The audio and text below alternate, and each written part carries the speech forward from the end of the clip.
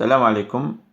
L'exercice numéro 2 consiste à déterminer le diamètre minimal D de l'arbre pour satisfaire la condition de résistance et la condition de rigidité.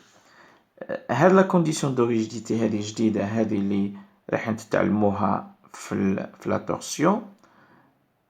تعرفوا بلي في la condition de résistance لازم taux doit être inférieur ou égal RPG, condition de résistance,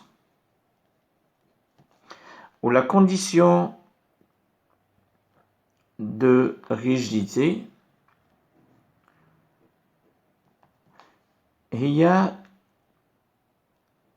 c'est de limiter l'angle θ max doit être inférieur ou égal à un θ admissible.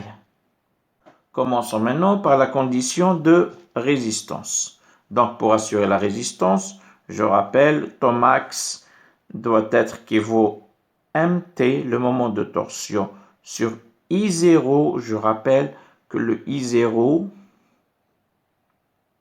étant le moment d'inertie polaire, ou bien le moment quadratique polaire. Rhomax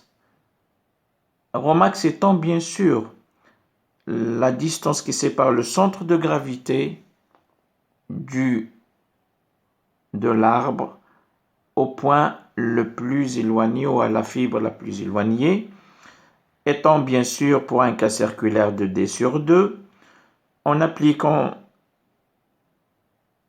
les valeurs numériques proposées et surtout sans oublier la valeur de I0 qui vaut pi D4 sur 32 pour une section circulaire, nous arrivons à une valeur de 14,71 mm. Ça veut dire que pour un diamètre de 15 mm, la condition de résistance est satisfaite. Passons maintenant à la condition de rigidité.